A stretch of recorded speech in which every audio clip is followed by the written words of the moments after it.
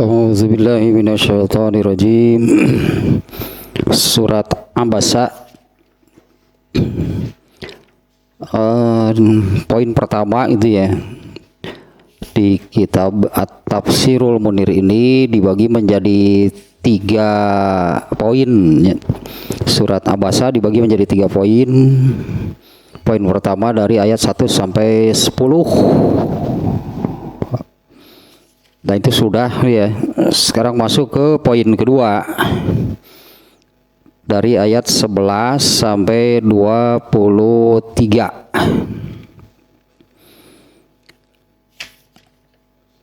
Korelasinya antara poin pertama ayat 1 sampai 10 gitu ya, dengan poin kedua ayat 11 sampai 23. Korelasinya di poin pertama, Allah Subhanahu wa taala menegur dengan keras gitu ya, menegur dengan keras Rasulullah sallallahu alaihi wasallam karena bermasa muka yang menunjukkan ketidaksenangan terhadap Abdullah bin Ummi Maktum ya, atau Ibnu Ummi Maktum.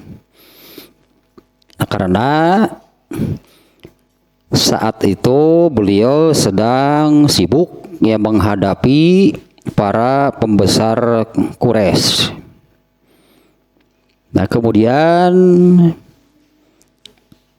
ternyata apa namanya ya, hal itu ya makanya Rasulullah bermasa muka gitu ya. Beliau bermasa muka dan malah berpaling gitu kan ketika Ibnu Ummi Maktum mendatanginya lalu berbicara. Rasulullah SAW bermasa muka dan berpaling, menunjukkan ketidaksenangan.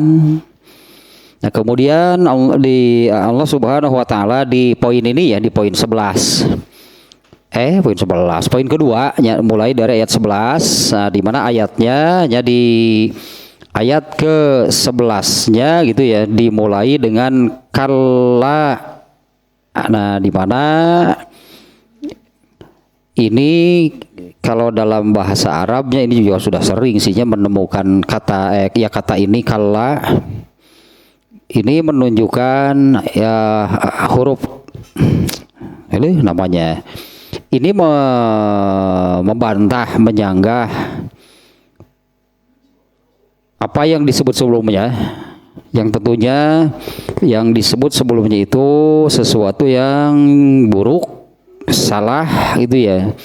Nah, kalla tidak sekali-kali, ya biasanya demikian ya. Nah, Allah Subhanahu wa taala yang di poin keduanya dari ayat ke-11 ini karena Rasulullah SAW itu ada sekali lagi nih ya, dengan pada kejadian itu Rasulullah SAW itu merasa apa namanya ya, merasa ya tidak suka, tidak senang, ya tidak suka, ya tidak senang gitu ya, apa dengan kedatangan Ibnu Ummi Maktum. Nah kemudian Allah menghilangkan keresahan, menghilangkan kesusahan hati Rasulullah SAW. Kalla ini kan tegurannya langsung dari Allah gitu ya. Ini tegurannya langsung dari Allah. Nah kalla di sini suka diartikan ya tidak sekali-kali, dengan makna yang tadinya bahwa kalla ini menyanggah, membantah, yang sekaligus itunya menunjukkan bahwa yang disebut sebelumnya itu sesuatu ya, sebelum kalla itu sesuatu yang salah, sesuatu yang buruk. Nah, kalla di sini maksudnya adalah la taf'al misla zalik, jangan sekali-kali demikian. Nah, itunya sesuatu yang salahnya yang buruk ya. Yaitu bersikap apa namanya, menunjukkan ketidaksenangan, intinya bermasa muka dan berpaling ketika diajak bicara. Nah, kalla di sini maksudnya jangan sekali-kali melakukan hal tersebut. Ya, jangan sekali-kali melakukan hal demikian. Karena, nah di sini kan kejadiannya Rasulullah itu sangat menginginkan, sangat mengharapkan para pembesar Quraisy yang saat itu diajak bicara oleh Rasulullah SAW itu masuk Islam. Nah Allah memberitahu dalam hal ini ya bahwa urusan hidayah, ya siapa yang mendapat petunjuk itu bukan urusan, bukan tanggung jawab Rasulullah Sallallahu Alaihi Wasallam. Di sini nih ya kaitannya, di sini poinnya gitu ya, bahwa siapa yang mendapat hidayah dan yang tidak gitu ya, itu bukan urusan Rasulullah. Itu bukan kewenangan dan tanggung jawab Rasulullah SAW. Kenyataannya kan Abu Jahalnya yang pembesar Quraisy saat itu yang berbicara dengan Rasulullah SAW. Kenyataannya Abu Jahal kan tidak mendapatkan hidayah. Padahal Abu Jahal itu mengakui dan paham lagi ya, bukan Abu Jahal bukan orang sembarangan. Abu Jahal mengakui kebenaran agama Islam dan juga paham terhadap tentang agama Islam. Nah, tapi kan urusan hidayah bukan tanggung jawab Rasulullah. Nah ini tentu pelajarannya hanya buat semuanya, bahwa apakah seseorang itu akan mendapat hidayah atau tidak, itu bukan urusan manusia. Urusan manusianya adalah seperti yang juga Allah bebankan, ya Allah tugaskan kepada Rasulullah SAW adalah menyampaikan agama Islamnya gitulah, menyampaikan ajaran Islam. Setelah sampai, apakah kemudian mereka menerima, kemudian mengikuti, menaatinya, itu bukan kewenangan yang menyampaikan. Termasuk Rasulullah SAW sendiri. Nah di dalam hal ini, jadi ini masih korelasinya ini ya. Allah memberitahu Rasulullah SAW bahwa urusan siapa yang mendapat hidayah dan yang tidak, itu bukan kewenangan, bukan tanggung jawab Rasulullah Sallallahu Alaihi Wasallam. Nah kemudian yang berikutnya, wa anna hadza ta'diballazi uhiya ilaihi bihi kana li izlalil fuqara. Nah di sini ada ini ya, Allah mengajarkan bahasa Arabnya adab. Mungkin kalau kita adab mah terlalu sadis itu bahasanya. Soalnya orang beradab kebalikannya itu adalah biadab. Oh biadab bukan ini dari adab. Biadab itu dari adab, punya orang beradab dan biadab. Di kita ini kan sebutannya lah bermoral dan tidak bermoral, berakhlak dan nggak ada akhlak sih ayeuna mah, nggak ada akhlak nggak ada obat gitulah ayeuna mah sebutan teh eta, nggak ada akhlak, aduh nggak ada obat, nggak ada akhlak. Nah di sini Allah mengajarkan adab, karena saat itu ya Rasulullah SAW itu menurut pikiran itu saat itu Rasulullah SAW itu melakukan demikian itu karena beliau berpikir yang tadinya bahwa andai ini para pembesar Quraisy ini masuk Islam, wah gitulah keinginan Rasulullah pasti luar biasa hasilnya, akan banyaklah orang-orang yang mengikutinya masuk Islam. Sedang melakukan demikian, Ibnu Umi Maktum Noroeco, Ibnu Umi Maktum terus ngajak bicara, aduh pusing cek Nabi teh ieu mah.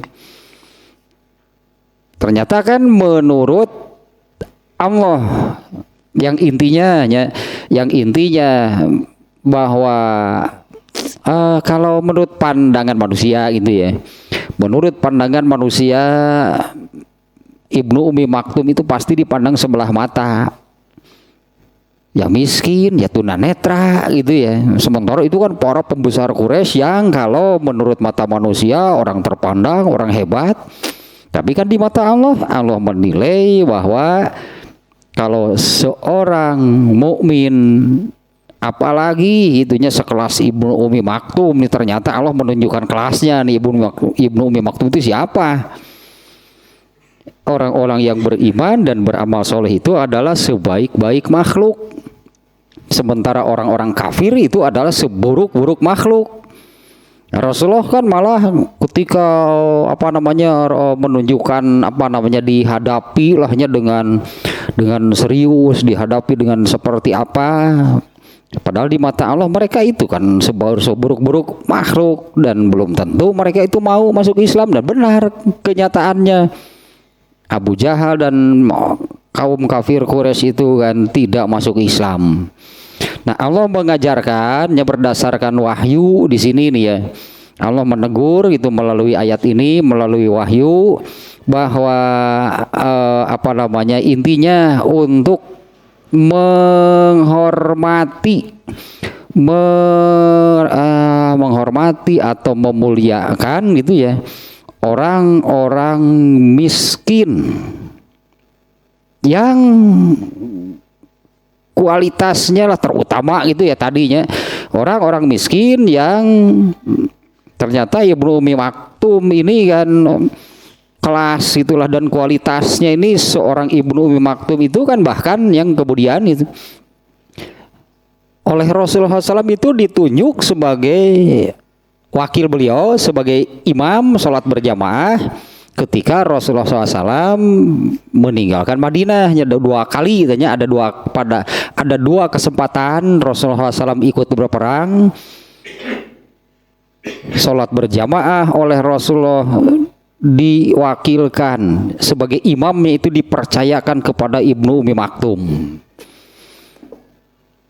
Nah, Allah mengajari adab, itulahnya adab nih di dalam hal ini bahasanya adab lah gitunya. Allah mengajari berdasarkan wahyu di sininya adab untuk menghormati orang-orang miskin dan tidak adamul iltifati ila ahli dunya. Dan jangan jangan ini kalau bahasa kitanya jangan asalnya di sini kalau terjemah harfiahnya jangan menoleh jangan menoleh, yang intinya kalau kita melihat dari kejadian itu ya, nah jangan sampai makanya ini ditegur ya. Ketika Rasulullah menghadapi orang Quraisy itulah dengan penuh hormat, dengan bagaimana lah gitu ya, seolah-olah mereka itu orang-orang hebat. Di mata Allah kafir hebat apanya? Mereka kan masih kafir, ya mereka yang hebat apanya dari mereka? Kalau kita ambil contoh yang lain itu kan Fir'aun saja seorang raja, di mata Allah hebat apanya? Seorang Fir'aun dilalapkan setaku Allah mah. Dilalap nih kepai Fir'aun penguasa, seorang raja yang kekuasaannya lah gitu ya, saat itu Fir'aun kurang bagaimana di mata manusia, apa hebatnya? Ditenggelamkan oleh Allah. Kemudian Qarun ya, yang sezaman saat itu yang dihormati luar biasa karena seorang konglomerat, tenggelamkan oleh Allah di dalam tanah. Wa adamul iltifati ila ahli dunya. Nah, di sini Allah sekaligus menggugahnya ke Rasulullah SAW untuk menghormati orang-orang miskin, yang dalam hal ini seorang miskin yang agak saat itu gitu kan, orang yang masuk Islam masih sangat sedikit ya. Menghormati orang yang miskin yang oleh sesama manusia dipandang sebelah mata padahal dia muslim. Saat itu yang masuk Islam itu oleh Allah di apa namanya yang di apa namanya disebutnya di awal-awal gitu ya, di awal-awal kemunculan agama Islam, orang yang masuk Islam itu kan luar biasa, tantangannya kan berat. Tantangannya sangat beratnya, bahkan banyak mendapatkan intimidasi, banyak mendapatkan ancaman, bahkan penyiksaan dari mayoritas kaum kafirin di sana. Mereka orang hebat di mata Allah. Yang masuk Islam dalam situasi demikian. Oleh Rasulullah malah diacuhkan atau Allah ngambek, Allah marah soal hal isinya, Allah marah. Justru malah menghadapi para pembesar Quraisy dengan apa namanya dengan serius gitu ya, dengan penuh perhatian. Cik Allah teh ari nu kitu disang hareupan. Nah Allah menegur agar nya adamul iltifati teh aduh ieu banu tepatna naonnya tong dianggap cik urang malah itunya adamul iltifati teh jangan menanggapi ila ahli dunia teh ini sebutannya ahlu dunia. Orang yang hanya orang yang hanya berurusan, berkaitan, berkesibukan dengan urusan keduniaan. Apa hebatnya mereka gitulah. Kalau melihat jabatannya tadi setinggi apapun jabatannya, Fir'aun kurang apa? Paling tinggi jabatannya. Korun kurang apa? Paling kaya, konglomerat. Di mata Allah mereka itu buruk, mereka itu ahlu dunia. Nah, kemudian yang berikutnya, nah kaitan dengan sekarang di poin ini ya kaitannya Al-Quran ini semata-mata tazkiroh bahasa Arabnya. Al-Quran ini adalah yang mengingatkan. Al-Quran ini yang menggugah ya, untuk bagi orang-orang yang lalai. Dan mayoritas manusia itu lalai. Kalaupun kalaupun berpikir sebutannya, kalaupun mengalokasikan waktunya kah, mengalokasikan tenaganya, pikirannya, kekayaannya untuk akhirat sangat minim, saaya-aya. Tidak diprioritaskan gitu ya. Akhirat itu tidak diprioritaskan, tidak dipentingkan, ya tidak dianggap penting gitu ya. Ini yang gofilin itu yang seperti ini. Kalau orang-orang kafir ya jelaslah mereka itu yang total nih. Kalau orang kafir mereka orang yang total mengabaikan urusan akhirat. Mengabaikan urusan akhirat kan dalam arti mereka mengabaikan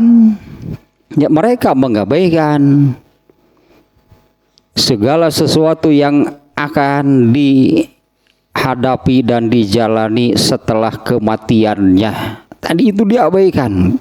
Seolah-olah wah aku mengkewe lah. Ini ya yang disebut mengabaikan. Orang kafir total gak ada yang berpikir sedikit pun tentang akhirat mereka. Ya, orang-orang yang mengabaikan itu bagaimana, apa dan bagaimana gitu ya. Apa yang akan mereka hadapi, apa yang akan mereka jalani setelah kematian mereka. Tidak dipikirkan berarti tidak dipersiapkan gitu ya. Karena memang tidak dipentingkan. Nah, Al-Quran inilah yang menggugah, yang mengingatkan, menggugah manusia akan hal tersebut. Banyak di dalam ayatnya yang menerangkan tentang ya intinya lah tentang kalau disebut tentang akhirat itu kan dimulainya kan dari setelah seseorang meninggal, mulailah urusannya, sebutannya sudah urusan akhirat karena orang ini kan disebutnya sudah meninggal dunia. Ya meninggal dunia artinya mereka ini ya sudah lepas. Yang meninggal dunia itu kan dengan tempat-tempatnya, bahkan kan dunianya kan ditinggalkan. Begitu meninggal dunia, urusannya disebutannya sudah urusan akhirat. Ya urusan akhirat itu dimulai dari sana, dimulai ketika seseorang meninggal. Bahasa Indonesia pun bahasa Indonesianya kan dia bahasanya mungkin pas gitunya, meninggal dunia. Mun tambah ieunya akhiran kan beunanya meninggalkan dunia gitu tak. Yang orang yang sudah mati, orang yang sudah mati wafat itu meninggalkan dunia. Terus kemana? Ya kalau meninggalkan dunia terus kemana? Karena kan orang yang meninggal itu kan itu bukan hilang, tapi pindah. Tetap meninggalkan dunia terus kemana? Ke akhirat berarti. Nah, orang-orang yang ini di Al-Quran itu adalah yang mengingatkan, yang menggugah, sekaligus ya yang mengingatkan, menggugah di sini Al-Quran juga yang menerangkan demikian. Setelah manusia mati meninggalkan dunia itu terus bagaimana? Tidak akan ada didapatkan penjelasan yang demikian selain dari Al-Quran.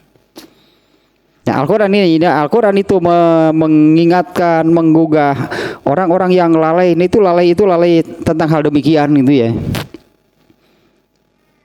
Kalau orang kafir yang mereka itu tidak percaya ya adanya hidup setelah mati, ya mana mungkin mereka memikirkan, mana mungkin mereka mempersiapkan. Nah di dalam Al-Quran ini penjelasannya sekaligus mengingat, menggugah gitunya, dan seringkali memberi peringatan keras gitu ya. Ini Al-Quran ini ya, memberi peringatan keras gitu kepada mereka yang lalai akan akhirat. Jadi mana akhirat itu tadi dimulai sejak manusia meninggalkan dunia. Kalau Al-Quran kan suka menyebut bersamaan dua ini, dunia akhirat itu kan. Setelah selesai urusan dunia, masuklah ke dalam urusan akhirat, yaitu dimulai sejak manusia itu mati. Nah setelah mati terus bagaimana? Mau cari di mana? Coba penjelasannya yang demikian. Setelah manusia setelah mati itu terus bagaimana? Dan ini di dalam Al-Quran ada penjelasannya. Dan Al-Quran pun tadinya bukan hanya mengingatkan, menggugah. Nah bahkan Al-Quran itu memberi peringatan keras terhadap manusia yang lalai akan hal tersebut. Ya, termasuk penjelasannya di dalam Al-Quran itu ya bahwa kehidupan, ini kan yang sulit dipercayanya oleh manusia, bahwa kehidupan setelah mati disebutnya. Ya, kehidupan setelah mati itu kehidupan setelah manusia meninggal dunia. Ya kehidupan itu setelah manusia meninggal dunia. Itu semuanya ditentukan oleh amal selama hidup di dunia. Ini kan manusia yang lalai. Ini kan yang manusia itu lalai akan hal ini. Sehingga ya bersantailah, jadi meninggal ya tinggal meninggal lah. Terus di sana bagaimana? Yang uang kewe tah eta parah eta tah lalai itu tah. Ya Al-Quran lah yang memberi ilmunya gitu ya. Al-Quran ini yang memberi ilmunya akan hal tersebut. Bahwa segala sesuatunya yang disebut hidup setelah mati, segala sesuatu ya intinya di situ kan kehidupannya, bagaimana kehidupan setelah mati, setelah meninggal dunia, itu semuanya ditentukan oleh amal selama di dunia. Apabila amal soleh disebutannya ya, hari kebaikan pada nisbi jadinya. Kalau selama di dunianya itunya beramal soleh, maka akan mendapatkan balasan yang baik dari Allah, yaitu berupa kenikmatan. Tapi apabila itu selama amal-amalan di dunianya ini amal-amalan yang disebutnya amal yang buruk, amal yang melanggar, amal kalau bahasa Arabnya maksiat. Selama di dunianya itu mengamalkan hal-hal yang demikian, maka di kehidupan setelah matinya itu akan mendapatkan balasan dari Allahnya, balasan yang buruk, yaitu azab, nggak ada yang lain. Nah, ini yang manusia lalai ini. Al-Quran ini menggugah, mengingatkan, bahkan memberi peringatan keras terhadap manusia yang lalai akan hal tersebut. Faman rogiba fiha, nah barang siapa yang merasa barang siapa merasa, artinya merasa benar gitu, merasa digugah, merasa bergembira gitu, bahkan ketika diingatkan demikian.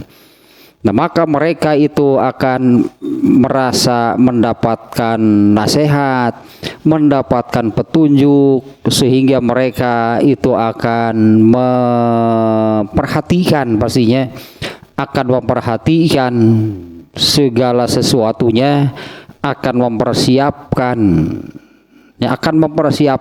diri, berarti akan mempersiapkan diri untuk menghadapi dan menjalani kehidupan setelah mati, tidak akan lalai. Dan mereka pasti akan mengamalkan apa yang diperintahkan di dalam Al-Quran itu. Nah, setelah menerangkan ini dari ayat 11 tanya, dari ayat 11 sampai 23 nih. Nah, setelah menerangkan Al-Quran, nanti isinya menerangkan Al-Quran. Ayat 11-nya sampai beberapa ayat 11-12, beberapa ayat itu menerangkan Al-Quran, yang menerangkan bahwa Al-Quran itu annahu kitabuz zikra wal mau'izoh.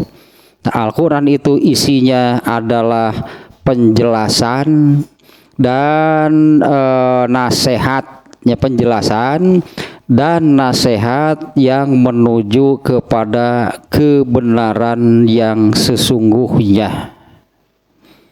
Nah, itunya Al-Quran itu adalah penjelasan, keterangan, ilmu lah gitunya. Al-Quran itu adalah ilmu ya, yang sekaligus gitunya nasihat yang akan membawa kepada kebenaran yang sesungguhnya. Dan Allah di sini apanya? Takut kerasa dilahnya, padahal ayat-ayat Al-Quran itu banyak yang isinya itu keras lah, tamparan keras sebutannya, istilahnya gitu ya. Banyak ayat-ayat yang sebelumnya itu tamparan keras terhadap manusia, dan juga tamparan keras, kemudian bahasa Sunda nama ngajejeleh. Nah, ini ngajejeleh teh atunya.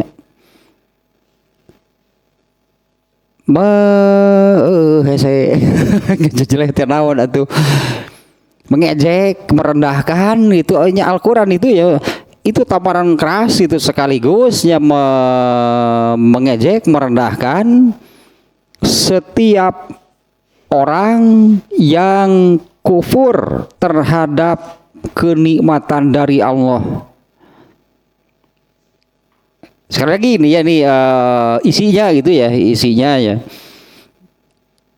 Al-Quran ini adalah tamparan keras, sekaligus nyatanya ngajejeleh, merendahkan, menghina orang-orang yang kufur terhadap kenikmatan dari Allah. Kalau bahasa Sundanya itu nurus tunjung. Yang kufur nikmat itu nurus tunjung. Hari nikmatnya diterima, dititahna mung. Cok dah itu mau teh kitu mas jadi nanti benang merah nanti. Mau tidak mau kan, mana ada manusia yang tidak menerima kenikmatan dari Allah. Jangan dibatasi dengan geuning hirup teh ripu. Emang kenikmatan teh eta wungkul. Mana ada manusia yang tidak diberi kenikmatan oleh Allah? Tidak ada. Ini kan sering juga saya ulang-ulang bahwa kenikmatan dari tidak ada diciptakan menjadi ada, itu kenikmatan paling mendasar bagi manusia. Dari tidak ada menjadi ada. Dan Allah menciptakannya sebagai manusia. Itu di apa namanya, oleh Allah itu manusia yang lahir ke bumi itu benar-benar pilihan. Itu benar-benar pilihan gitu yang terbaik. Kalau apa namanya ya, kalau bahasa kitanya ini seleksi alam kalau di dunia fauna gitu ya. Kalau di dunia fauna, di dunia fauna, di dunia binatang, jadilah dunia mereka gitu ya. Misalnya ini saya lihat ada ya tayangan lah gitunya, film gitu tentang binatang.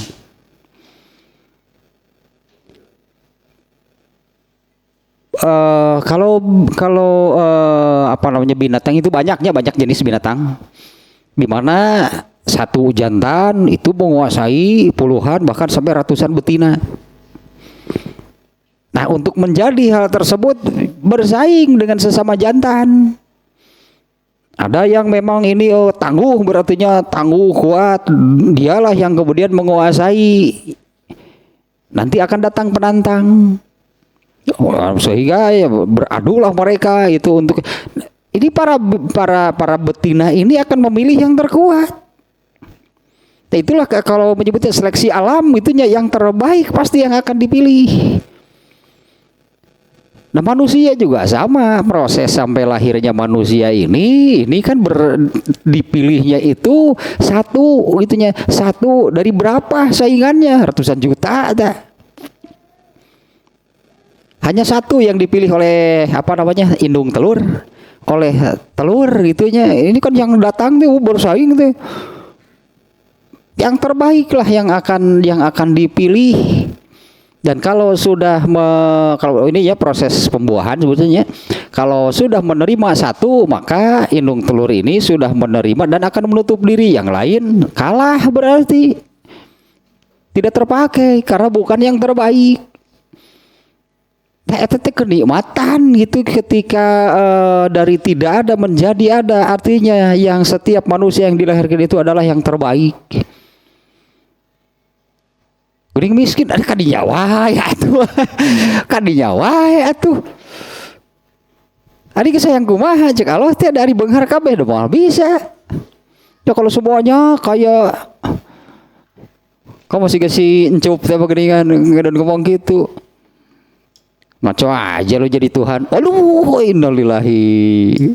Mudah-mudahan buru-buru tobat. Nah, gitu eta ngomong nanti peda gitu, contoh nanti orang miskin kemudian anaknya 7. Kan seolah-olah ya, ini rezekinya bagaimana, ini urusan makannya. Mikir tuh nih ponok-ponok tuh. Kemudian menyalahkan Allah sampai dengan mengatakan demikian. Ya, padahal kenikmatan sejak diciptakan, kemudian diciptakan oleh Allah itu sebagai manusia, eta lain heuleut jengkal maneh teh. Eta teh lain heuleut alpukat, eta teh kudu mun heuleut alpukat mah geus dibasmi ku jelema ge tah. Semprot kita pakai obat serangga. Heap goprak ti guling. Paeh we eta tah diracun oleh manusia. Ya banyak nih ayat ini ya, Al-Quran ini tamparan kerasnya untuk orang yang demikian, orang yang orang yang kufur disebutnya ya, kufur terhadap nikmat Allah. Padahalnya kalau ya ada contoh sudah banyak, misalnya sahabat yang sahabat itu kan sampai mengeluhkan kemiskinannya, itu bukan kemudian menyalahkan Allah, tapi mengeluhkannya itu tidak bisa beramal seperti amal yang dilakukan oleh orang kaya, sedekah. Ternyata kan Allah itu adil. Ya Allah itu adilnya bahwa memang tidak akan bisa sedekah karena Allah kan tidak atau membatasi lah gitunya. Allah membatasi urusan rezeki berupa harta. Tapi bagi orang miskin dan zikir setelah sholat wajibnya itu setara dengan sodakohnya orang kaya. Sararea yang miskin tung nama. Tuh, paling miskin gitunya wirid doa setelah sholat wajib sama dengan sodakohnya orang kaya. Wirid mau lebar sok sodakoh mau lebar gitu ngeluarkeun kekayaan harta teh merukan. Menyebar wirid wae lebar gitu nya moal sok gerapan genahnya mending kaya mending miskin. Tekekeuh jelema mah hayang beungar. Tekekeuh jelema mah hayang beungar. Kenikmatan itu nya kenikmatan diciptakan menjadi manusia. Kemudian setelah itu kenikmatan menjadi muslim itu beda dengan orang kafir. Jadi muslim itu kenikmatan anugerah. Seperti teguran yang tadi Allah kepada Rasulullah SAW bahwa urusan siapa yang mendapat hidayah, siapa yang enggak bukan tanggung jawab Nabi. Ku Allah tadi beri hidayah nanti. Itu artinya anugerah besar gitu kan menjadi manusia dan menjadi muslim. Coba kalau menjadi kafir. Coba kalau ditakdirkan gitu orang tuh jadi Ariel Sharon. Saha Ariel Sharon? Itu Perdana Menteri Israel yang sudah meninggal. Coba kalau jadi dia mau? Oleh Allah dihinakan sejak di dunia. Ini berdasarkan berita sih ya. Nyataunya dari media gitulah. Ternyata kan sakaratul mautnya 8 tahun. Nah, mau nggak? Sakaratul mautnya 8 tahun? Entah seperti apalah, hanya rasa sakitnya kan yang terlihat kan hanya terbaring gitu kan. Sakaratul mautnya 8 tahun. Kan ngeri hidup seperti itu. Kemudian mati dan nanti oleh Allah yang demikian itu sudah disebutkan masuk neraka dan abadi. Sok daek jadi gitu. Artinya beruntung menjadi muslim, itu kenikmatan.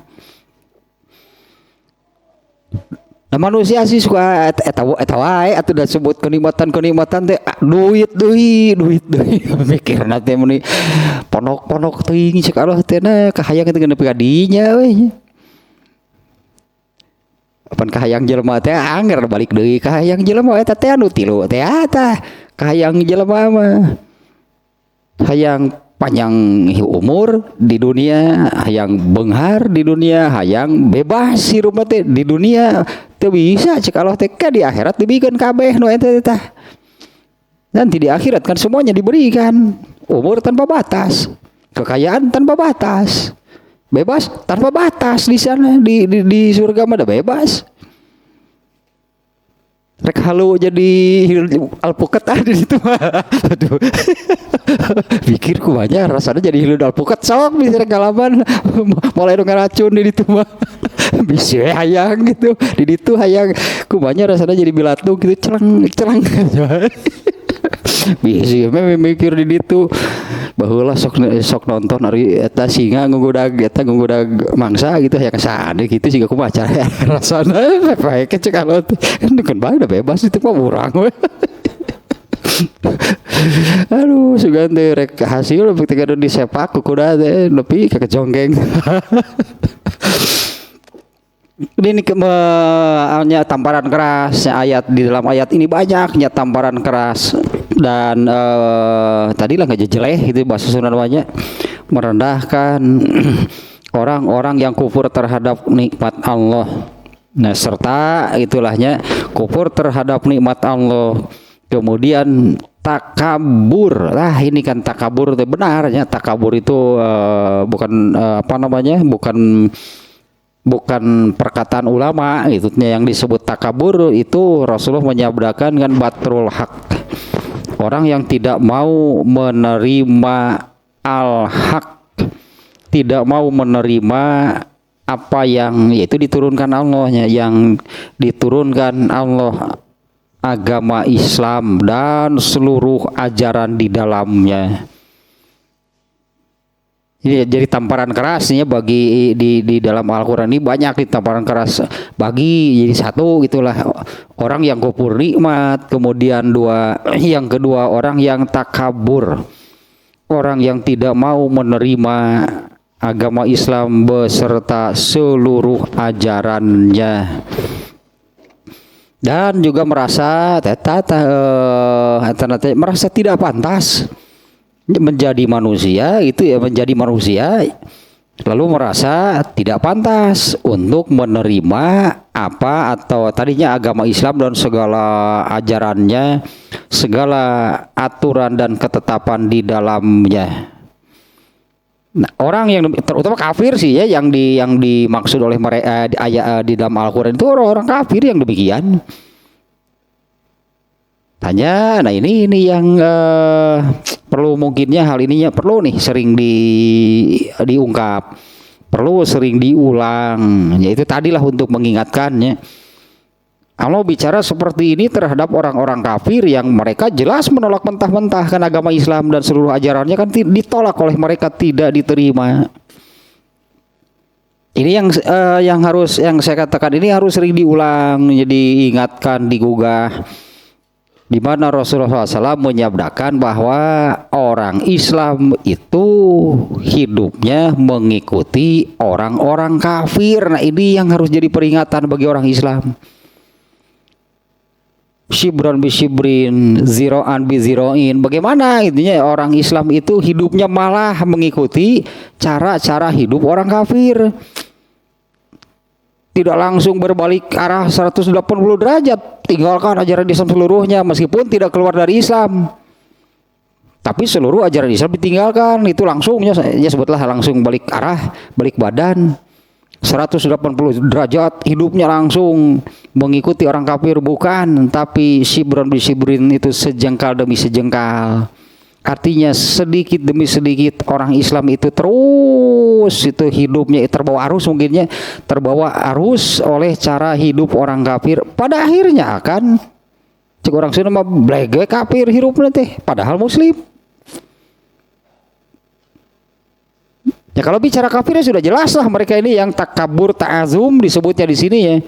Mereka mereka takabur merasa tidak pantas itu untuk menerima nasihat kan Al-Qur'an itu nasihat, tidak pantas untuk menerima ilmu, nasihat, pelajaran itu dari Allah. Kalau orang kafir sudah jelas demikian. Ini yang tadinya seringlah saya ulangnya untuk mengingatkan lah. Bahwa Rasulullah sudah bersabda demikian. La tatba'unna sunnana man kana qablakum. Orang Islam itu cara hidupnya mengikuti orang-orang kafir di situ intinya ya. Shibron bi shibrin, sejengkal demi sejengkal. Ziro'an bi ziro'in, sehasta demi sehasta. Padahal Rasulullah menyebutkan mereka itu jelas-jelas hidupnya itu mengarah masuk ke dalam lubang buaya. lubang buaya di Jakarta itu. Padahal mereka itu bahasa kiasannya dari Rasulullah SAW. Padahal mereka itu jelas-jelas itu hidupnya menuju lubang kadal, lubang biawak. Itu bahasa kiasan dari jelas-jelas mereka itu hidupnya menuju ke neraka. Ya kalian ikuti. Dari sini karena ini yaitu mereka kufur terhadap kenikmatan awalnya dari sana. Mereka kufur terhadap kenikmatan itu, mereka kufur terhadap kenikmatan diciptakan sebagai manusia. Mereka kufur lah terhadap nikmat tersebut. Artinya kalau menyadari itu ya sebagai bahwa ini kenikmatan nih, untung gitulah tadinya kalau mendapatkan kenikmatan kan biasanya mengatakan demikian kalau orang Sunda mengatakan untung diciptakan jadi jelema. Ya karena kan semuanya ciptaan Allah kan. Nah kita ini oleh Allah ditetapkan itu jadi manusia, untung diciptakan sebagai manusia terjadikan toge. Gue teh filosofisnya tinggi itu teh. Hirup teh ulah sih toge hirup mah.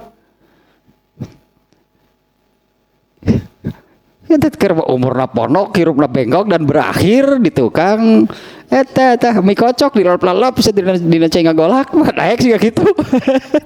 Untung tah terjadi toge hirup teh umurna ponok kan kedua poe toge mah ya dipelakeun isuk dipanen. Geus kitu kumaha jual ke tukang mie kocok pan dilap-lap bisa dina cai panas. Geus kitu supeun kana mangkok terus ku cabe di ladaan wah bagus eta toge teh sabarana mangsup wah gigisi ke hayo ieu ladang teh loba teuing atuh cenah teh gigisi ke hayo situ teh di itu di lahar di gayam ruksak lah hirup sebagai toge mah. Untung saya jadi jelema. Ya mereka kan tidak mau mengakui hal tersebut. Ya semua ini kan ciptaan Allah. Nah kita ini diciptakan jadi manusia. Kan beruntungnya karena kan manusia itu Allah tetapkan sebagai makhluk yang derajatnya paling tinggi, malah kufur, malah disia-siakan itu nanti kalau di ayat ini kan Al-A'raf 179 malah hidupnya itu lebih buruk dari binatang. Manusia itu menjadi lebih buruk daripada tetan. lebih buruk dari toge malah tuh. Lebih buruk daripada bangkong kerodok. Jadi manusia atuh leuheung bangkong hejo penampilan dana alus gitulah. Lebih buruk daripada cakung. Apal kada apa setara ningali cakung ieu mah. Aduh katak pohon teh.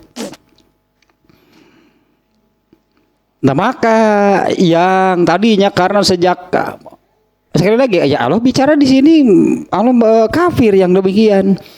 Nah maka mereka itu berhak wajib malah gitu bukan berhaknya ya maka ya berhaklah mereka wajiblah mereka kalau mendapatkan azab paling berat dari Allah. Ya azab paling berat, azab paling besar gitu dari Allah. Ya karena begitu menolak katakanlahnya begitu menolak agama Islam yang Allah turunkan maka tadi disebutnya jadinya seluruh kenikmatan dari Allah itu diingkari oleh mereka hidupnya itu menjadi demikian ya sehingga ya itulah karena agama Islamnya sudah ditolak oleh mereka berarti mereka akan hidup dengan berdasarkan sesuka hati mereka disebutnya ku orang karena aturan Allahnya tidak diikuti, tidak ditaati. Jadi hidup mereka bagaimana ya terserah mereka. Kemarinnya juga baru kemarin saya contohkan kan ini kan diantara yang tiga hal tadi ya. Tiga hal yang paling lah gitunya paling diinginkan oleh manusia yaitu yang tadi hidup lama di dunia, kaya di dunia dan hidup bebas di dunia. Nah, bahkan bebasnya manusia itunya oleh mereka gitulahnya sampai kepada hal pemenuhan fitrah sebagai manusia yaitu bertuhan, mereka juga menghendaki kebebasan dalam hal ini. Misalnya orang-orang jahiliyah yang menyembah berhala, urusan Tuhannya saja terserah mereka. Berhalanya mereka buat sendiri. Lalu bagaimana cara beribadahnya? Mereka membuat cara sendiri dan sebagainya lah. Bahkan urusan seperti itu pun mereka itu ingin kebebasan, ingin bebas. Yang membuat berhala bahannya dari apa? Ya bebas-bebas saja terserah mereka. Ada yang dari batu, ada yang dari kayu. Ya ada yang dari dari tanah liat mungkin lah dibentuk kemudian disembah sama orang. Genahnya jadi nu bodoh mah bebas. Genah jadi nu bodoh mah bebas, sudah bebas bodoh mah tanpa batas. Kalau berilmu pasti ada batasnya. So, kalau berilmu pasti ada batasnya. Sampai di mana ilmu seseorang pasti terbatas. Tapi kalau bodoh, asik, bodoh mau, wah pokoknya mah bodoh mah bebas tanpa batas, bodoh mah. Nah itu yang paling diinginkan oleh manusia. Ini kurang lebih nyatanya korelasinya demikian. Sekali lagi ini ya di ayat 1 sampai 10, intinya kan di situ intinya adalah teguran Allah kepada Rasulullah SAW. Yang kemudian di dalam poin berikutnya di mana mulai dari ayat 11 itu dimulai dari kala itu Allah itu menunjukkan sekaligus menyanggah bahwa apa yang terdapat pada ayat sebelumnya, yaitu bagaimana Rasulullah bersikapnya, itu sesuatu yang salah. Salahnya itu karena, di sini Allah membandingkan satu orang Muslim yang oleh sesama manusia dipandang sebelah mata, sementara orang-orang kafir yang oleh sesama manusia itu dianggap orang hebat, terhormat, terpandang di mata Allah. Terbalik berarti. Itu kesalahan Rasulullah SAW. Di mana Rasulullah saat itu kan berharap, pikiran Rasulullah SAW berharap, atau pikiran Rasulullah SAW itu kalau para pembesar ini masuk Islam, wah luar biasa lah gitu, efek gitu ya, efeknya pasti luar biasa, pasti akan banyak orang yang mengikutinya. Ini kan harapan Nabi, pasti demikian. Ya, harapan seorang nabi itu pasti demikian, manusia itu taat gitu ya. Katakanlah kalau Rasulullah manusia itu masuk ke Islam taat, ya harapan nabi, semua nabi memang demikian. Nah, Allah menegur urusan seseorang mendapat hidayah atau tidak bukan tanggung jawab Rasulullah SAW. Abu Jahal tetap kafir, kan baik dah, Rasulullah tidak bertanggung jawab itu. Kenapa Abu Jahal tetap kafir sampai mati? Ya, Rasulullah tidak akan bertanggung jawab dan tidak akan jadi tidak akan kebagian dosa gitulahnya, tidak akan kebagian dosa Abu Jahal, dia tanggung sendiri dosanya. Kemudian di poin keduanya nih ya, korelasinya adalah Allah menunjukkan gitu yang benarnya. Ya, yang benarnya itu adalah inilah yang benar, yaitu Al-Qur'an.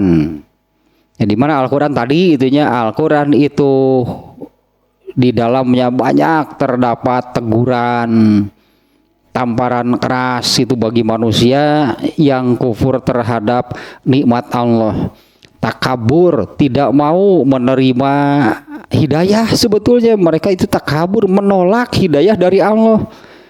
Pantasnya kalau Allah menyebut odob, luar biasa, hidayah dari Allah mereka tolak. Dengan cara bagaimana? Yaitu mereka mengunci hatinya. Yaitunya mereka mengunci hatinya ketika hidayah dari Allah ini sampai kepada mereka, yaitu ilmu. Kan oleh Rasulullah sudah disampaikan. Itu hidayatuddin, hidayah keempat yaitu ilmu agama Allah turunkan. Mereka menolak, mereka mengunci hatinya dari ilmu yang Allah turunkan. Kemudian itu di ayat Al-Baqarah ayat 7 katanya khatamallahu ala qulubihim, karena mereka mengunci diri dari dalam, maka Allah kunci hatinya dari luar. Mereka kunci dilas. Mereka ketika hidayah datang malah mengunci hati, mengunci diri dari dalam, dilas di luar. Kenapa pantauan nanti mal bisa dibuka deui moal. Geus kitu mah, kecuali kalau ampun-ampunan taubat ke Allah oleh Allah dibuka lagi. Ya kecuali gitu nya sebutnya orang Sunda mah bener masuk ke ampun-ampunan ke Allah teh gitu, mengakui kesalahan, dibuka oleh Allah hatinya. Alasanana alasannya oleh Allah diselep lah pokoknya. Alasannya itu diselep pokoknya malah dibuka deui eta. Nah, sekarang mulai ini masuk ke dalam penjelasan tentang ayat-ayatnya, yaitu mulai dari ayat 11 ya, setelah kata kalla yang di mana kata kalla ini menyanggah, membantah yang sebelumnya. Pasti ada yang salah gitunya. Kalau ada kata kalla berarti sebelumnya ada yang salah nih. Nah, ternyata tadinya disampaikan kala di sini menyanggah apa? Menyanggah apa yang dilakukan oleh Rasulullah saat itu, mengabaikan Ibnu Ummi Maktum dan menghadapi dengan serius orang-orang kafir. Nah, kala di sini tadi sudah disebutkannya lataf al misla zalika, jangan sekali-kali melakukan demikian. Yaitu tadinya mengabaikan Ibnu Ummi Maktum yang dia ini seorang muslim tapi menghadapi para pembesar Quraisy dengan serius padahal mereka itu kafir. Kalla innaha tazkiroh, sesungguhnya ayat-ayat Al-Quran itu adalah tazkiroh tadinya pengingat, penggugah. Nah, ini tafsirnya, penjelasannya lataf al misla zalika fi'laka ma'abni ummi maktum. Itu tadi arti kalanya ya. Jangan melakukan hal seperti itu. Jadi yaitu seperti yang kamu lakukan terhadap Ibnu Ummi Maktum, yaitu berpaling dari orang miskin. Nah, itu tadi karena menurut sesama manusia Ibnu Ummi Maktum itu tadi ya miskin, ya tunanetra, dipandang sebelah mata lah mungkin itunya, dipandang sebelah mata apa namanya, nothing banget lah pokoknya. Ibnu Ummi Maktum bahasa nanti gitulah pokoknya, sah Ibnu Ummi Maktum tuh. Dengan kondisi demikian itu seorang tunanetra miskin lagi, saya pokoknya nothing banget gitu. Dianggap yaitu berpaling dari orang miskin, watasodilil ghaniyi, dan menghadapi secara serius orang yang kaya. Padahal nah di mata Allah mah seorang muslim itu bukan untuk dibandingkan, itulah antara itu yang di surat Al-Bayyinah. Kalau innalazina amanu wa amilus solihat ma ulaika hum khairul bariyah, ya, orang yang beriman dan beramal soleh itu adalah sebaik-baik makhluk. Sementara innalazina kafaru itu ulaika hum syarrul bariyah. Sementara orang-orang kafir itu seburuk-buruk makhluk. Kan ini bukan untuk dibandingkan sebetulnya. Ya kan bukan untuk dibandingkan lah gitunya, ini karena terlalu perbedaannya gitu ya. Perbedaannya terlalu jauh antara yang terbaik dengan yang terburuk. Lamun dina klasmen teh mah juara liga jeung nu degradasi nu panghandap lah atuh tong dibandingkeun jeung nu eta mah. Klasmen akhir gitu sebagai juara liga teratas, terus dibandingkan dengan penghuni dasar klasmen. Atuh jeung nu eta, tong jeung nu eta ngabandingkeun mah lamun jeung runner up tah rada rame lah gitu, rada pantes ngabandingkeun. Itu dibandingkeun jeung nu jeung penghuni dasar klasmen tuluy ada gradasi. Lain bandingkeun. Nah, sementara di sini sikapnya malah terbalik gitu kan. Ini sikap Rasulullah itu malah terbalik.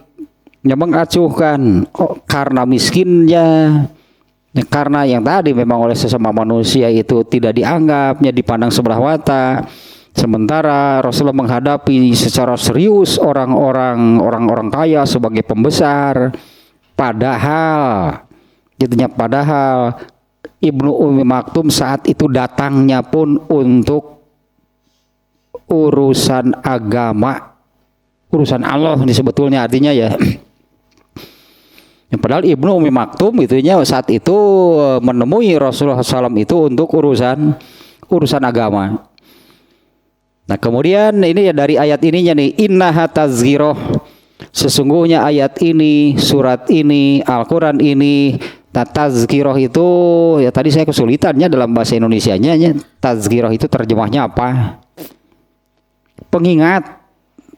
mungkin yang paling mendekati lahnya ya itu yang apa namanya disebutnya padanan kata, artinya kalau satu kata itu dalam bahasa Indonesia tazkiroh itu apa? Nggak ada. Jadi itu sesuatu yang mengingatkan, sesuatu yang menggugah. Ya, Al-Quran, ayat-ayat Al-Quran itu adalah yang mengingatkan, yang menggugah manusia. Nah, di mana kan ini menjadi sifat alamiah dasar manusia, yaitu nggak akan ada manusia yang tidak kena itu oleh hal ini, lalai dan lupa. Disebutnya teh jelema mah aya wae balangahna kalah kumaha ge. Ya ini yang terus itu diingatkan oleh Allah. Kalau tidak ada yang mengingatkan, kapan ingatnya? Kan tidak ada yang mengingatkan. Oh, itu loh berarti. Demikian juga dengan lalai.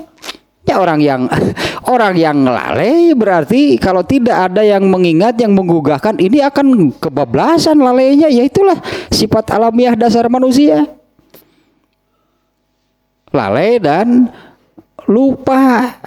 Makanya ini Al-Quran lah yang mengingatkan, terutama dari masalah yang tadi ini yang Allah ini ada jelema sok poho pan sok tara emut kana pupus jalmi mah eta sok tara ingin kana paeh atuh. Ya inilah manusia sifat alamiah dasar manusia.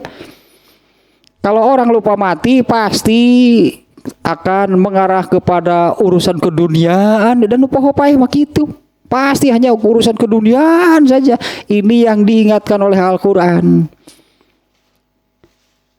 Sama kan, yang lupa diingatkan, yang lalai digugah. Begitu bahasa Indonesia nama. Kalau yang lupa diingatkan, yang lalai digugah. Nah inilah Al-Quran yang mengingatkan, yang menggugah. Tazkiroh. Ya, Al-Quran itu yang demikian. Karena manusia tidak bisa lepas. Namanya juga kalau bahasa kitanya tadi ya, memang ini sifat alamiah dasar manusia. Tidak ada manusia yang tidak pernah lupa. Rasulullah sendiri sebagai nabi mengatakan hal tersebut. Ya, aku juga manusia, kalau aku lupa ya ingatkanlah. Itu disampaikan oleh Rasulullah. Eta teh nabi, apalagi kita. Lebih pohona berarti berarti ingat nah tuh tetap pang-pangna masuk tareabut kana pupus jalmi mah duka kumaha dalam kondisi apapun datang eta dan lalai. Kalau orang yang lalai ya beda dengan lupa, bukan tidak ingat, dia sedang sadar, dia sedang ingat hal tersebut, tapi dia lalai. Kan hari yang sebutannya kan orang yang lalai itu kan meninggalkan kemestian sok ya disebut lalai itu gitu. Orang yang lalai itu orang yang meninggalkan kemestiannya. Jadi mestinya bagaimana? Dia lalai, dia tinggalkan, berpaling, berbelok, beralih ke hal lain. Nah inilah sifat alamiah dasar manusia. Diingatkan lagi, digugah lagi. Nah ayat Al-Quran ini tazkiroh, kan ayatnya gitunya, kalla innaha tazkiroh. Ada ini yang mungkin yang harus digaris bawahi. Al-Quran itu menggugah dan mengingatkan manusia akan hal apa, itulah itunya. Al-Quran itu mengingatkan, menggugah manusia akan hal apa? Tadi bahwa manusia itu akan hidup setelah matinya. Nah hidup di sana bagaimana? Yang tadi nya sebutlah, kalau saya katakan apa yang akan dihadapi dan dijalani oleh manusia setelah meninggalkan dunia, itu yang diingat, digugahkan oleh Allah. Di mana semuanya itu ditentukan oleh amal selama di dunia. Makanya Allah mengingatkan amal manusia selama di dunia, supaya intinya kan tidak menyesal. Itu ya, tidak menyesal dengan sesuatu yang didapatkan setelah matinya, yaitu azab dari Allah. Karena ketika di dunia beramal yang salah, karena ketika di dunia beramal yang buruk, Itulah akibat yang akan didapatkan di kehidupan setelah matinya. Nah, kemudian Al-Qur'an ini yang juga mau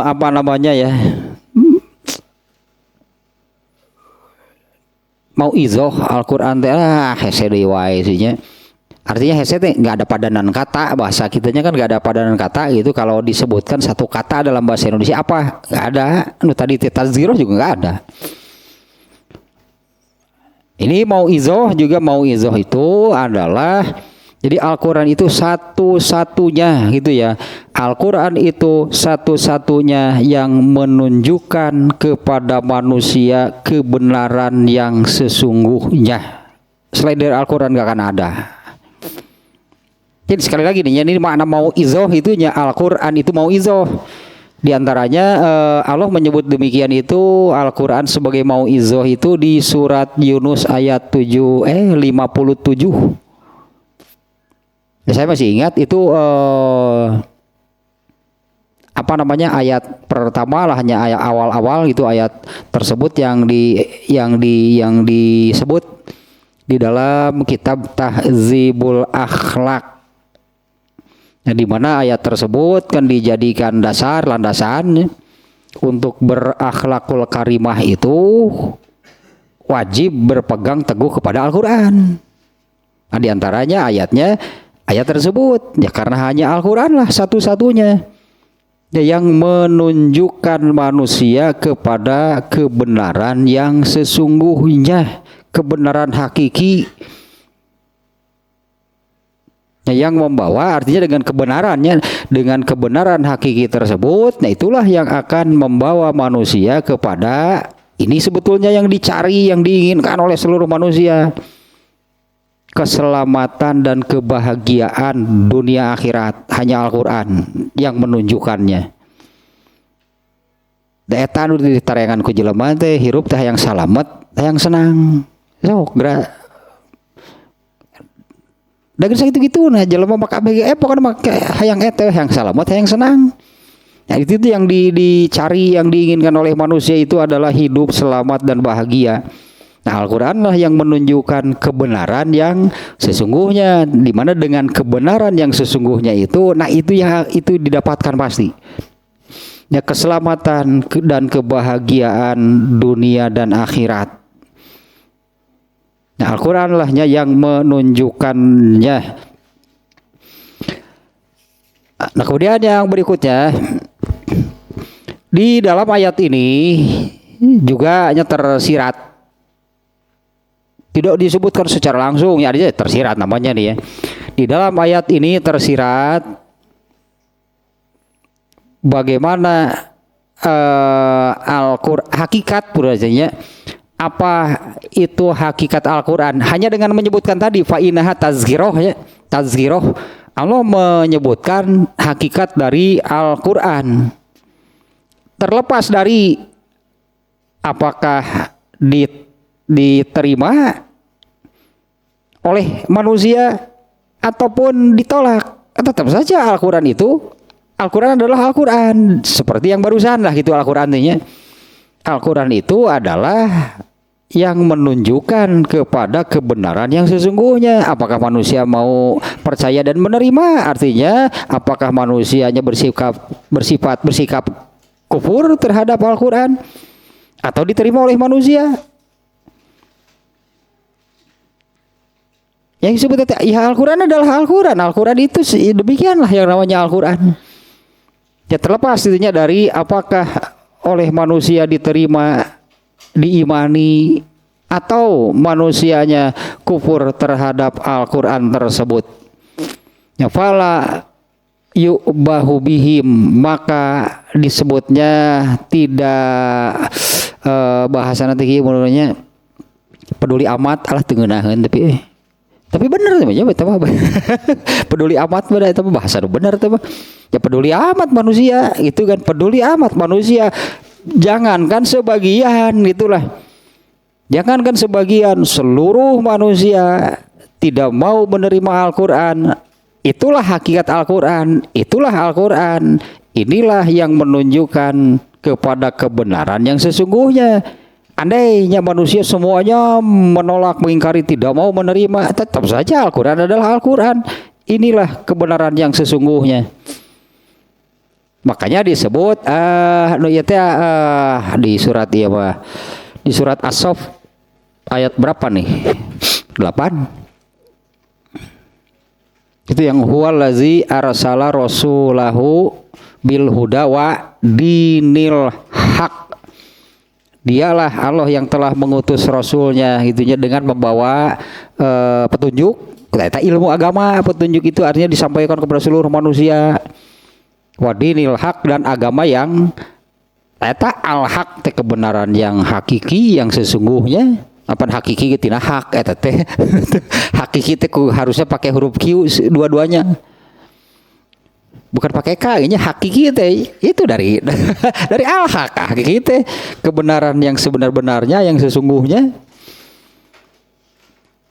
Apakah manusia menerima atau manusia menolak? Al-Qur'an adalah Al-Qur'an. Artinya tidak akan berubah, anggapnya tidak akan berubah menjadi salah berarti Al-Qur'an teh karena ditolak oleh semua manusia jadi salah Al-Qur'an. Tetap kan Allah mengutus rasulnya itu membawa agama yang al-haq. Bukan karena ini, berarti kan bukan karena ya, apalagi kalau melihat ini ya data statistik lah gitu agama. Data statistik bukan agama, pemeluk agama. Data statistik pemeluk agama seluruh manusia. Data statistik pemeluk agama seluruh manusia hari ini, lagi itulah yang anggaplah per hari ini, dari jumlah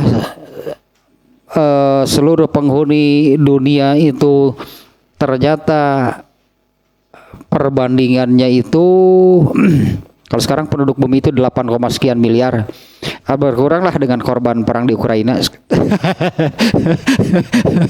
Berkuranglah gitu, meskipun itu berkurang segitu untuk seluruh jumlah manusia yang miliaran, itu kan pengurangan yang namanya tidak signifikan lah. 8, sekian miliar muslimnya. Yang beragama Islam artinya kan yang menerima nih agama yang dari Allah berapa? 1,7 mungkin lah gitunya kalau nggak salah, 1,7. Sisanya itu kafir. Mayoritas berarti kan, artinya mayoritas manusia kan menolak. Dari statistik ini apa Al-Qur'an jadi salah? Kagok cek Allah tuh bisa kabeh sok. Kalau bisa kabeh semua manusia menolak. Al-Qur'an itu kebenaran hakiki, kebenaran yang sesungguhnya, meskipun seluruh manusia menolak, tetap saja yang benar itu adalah Al-Qur'an. Nah, bahkan di ayat ini juga kan Allah menantang sebetulnya. Wa in kuntum fi raibim mimma nazzalna ala abdina, jika kamu ragu terhadap apa yang kami turunkan kepada hamba kami yaitu Rasulullah, fa'tu bi suratin min misli, coba buat satu saja surat yang seperti surat yang ada di dalam Al-Qur'an. Sok numpang pondokna pilih tong Al-Baqarah panjang teuing mal bisaeun jelema mah pasti itu Al-Baqarah terlalu panjang itunya yang 286 ayat. Pilih numpang pondokna buat surat seperti itu. Numpang pondokna teh naon teh? Al-Kautsar. Favorit atau ada. Inna atoina kal kausar fasoli lebih kawan hari inna syani'aka walab. Itu 3 ayat. Ya saya buatlah coba yang sependek itu. Fa in lam taf'alu. Nah ini sudah menunjukkan ya, jika kalian tidak mampu walan taf'alu, enggak akan bisa sampai kapanpun. Fa wad'u syuhada'akum, kumpulkan seluruh manusia, seluruh makhluk, pokoknya siapapun selain Allah, ngariung, bikinlah satu saja surat. Walan taf'alu, tidak akan ada yang bisa. Karena Al-Qur'an itu kan firman Allah, bukan perkataan makhluk ciptaan Allah. Itu kan Al-Qur'an itu adalah firman ucapan lah itunya, itu ucapan Allah, bukan ucapan makhluk ciptaan Allah. Apakah Rasulullah sendiri, apakah malaikat Jibril atau siapapun lah, itu ucapan Allah. Ya, fa in lan taf'alu, jika kalian tidak bisa melakukannya, walan taf'alu, dan tidak akan pernah bisa. Fattakun narol lati waquduhan nas wal hijarah, geus mending ya atulah mencek urang mana bal bisa moal, geus mending kita terima. Kan ini yang disebut kelakuan jahiliyah teh nu kieu teh. Ngabantah teu bisa nuturkeun embung eta benang merahna mah. Mereka kan tidak bisa. Tadi kan Allah sudah menjamin gak akan bisa membuat seperti Al-Qur'an. Mereka itu mau membantah kebenaran Islam gak akan bisa. Tapi mengikuti juga mereka tidak mau. Jadi hayang kumaha tuh? Hayang bebas. Anger we da eta lah jelema mah. Anger hayang bebas kumaha urang we lah agamana ge. Ulang nyian lah agama anyar. Soalnya ya agama ya kena itu agama Maradona ya. Soalnya dewa bolanya sudah mati. Bobo agamanya bubar meureun teh. Ya eta teh di antara dewa yang sudah tidak ada, yang sudah mati itu eta dewa bola mati gitu. Terus itu tuh dewa gitar Jimi Hendrix tewas. Eueuh ayeuna mah beberapa dewa sudah mati eta. Dan sebagainya, itulah itu yang di atunya nyebut lagi mau dikitu atunya nih sebutan nanti. Jadi dalam ayat ini Allah menerangkan hakikat gitu dari Al-Qur'an, di mana yang tadinya Al-Qur'an itu adalah Al-Qur'an, itu kebenaran yang hakiki, kebenaran yang sesungguhnya, terlepas dari apakah manusia mau menerima Al-Qur'an itu atau mengingkarinya. Nah, maka di dalam hal ini ya, jangan pedulikan mereka yang menolak tentunya ya. Jangan pedulikan mereka yang menolak. Nah, ini teguran dari yang tadinya kaitannya. Kenapa lanjutannya setelah Allah menerangkan kejadian Rasulullah Ibnu Umi Maktum dan pembesar Quraisy, kemudian dilanjutkan ke ayat ini, kalla innaha tazkirah, jangan pedulikan mereka. Mereka orang yang jelas-jelas menolak Al-Qur'an. Itu kaitannya, itu lanjutannya kepada tadi nanti menerangkan Al-Qur'an itu kan menerangkan kejadian tadinya Rasulullah Ibnu Umi Maktum dan pembesar Quraisy.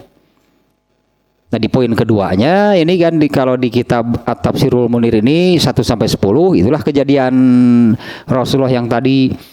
Nah, di poin keduanya tentu masih ada kaitan, makanya tadi diterangkan dulu kan korelasinya apa gitu kan, poin pertama dengan poin kedua. Nah, jangan pedulikan mereka dalam tanda kutip sehebat apapun mereka, karena mereka itu orang-orang kafir, karena mereka itu orang-orang yang mengingkari tadi disebutnya seluruh kenikmatan dari Allah. Ya, bahkan mengingkari sejak kenikmatan yang paling mendasar diciptakan sebagai manusia oleh mereka juga diingkari. Nah, jangan pedulikan mereka, walayal tafitu ilaihim, jangan hanya gitulah samalah fala yubahu bihim walayal tafatu ilaihim, jangan dipedulikan, jangan di waro dan sebagainya lah pokoknya. Dan waro lah pokoknya no karadi itu mah ya, kafir itu orang-orang yang jelas tadi tanya, bahkan mereka itu mengingkari sejak kenikmatan paling mendasar. Mereka tidak bersyukur diciptakan sebagai manusia. Toslah itu 21 ya, baru satu ayat katanya, poin kedua baru ayat ke-11 barusannya, yaitu ayat kalla innaha tazkirah, yang kemudian Allah menerangkan hanya penjelasan beberapa penjelasan tentang Al-Qur'an, yaitu sampai kepada ayat 16. Jadi penjelasan tentang Al-Qur'annya ayat 11 sampai 16.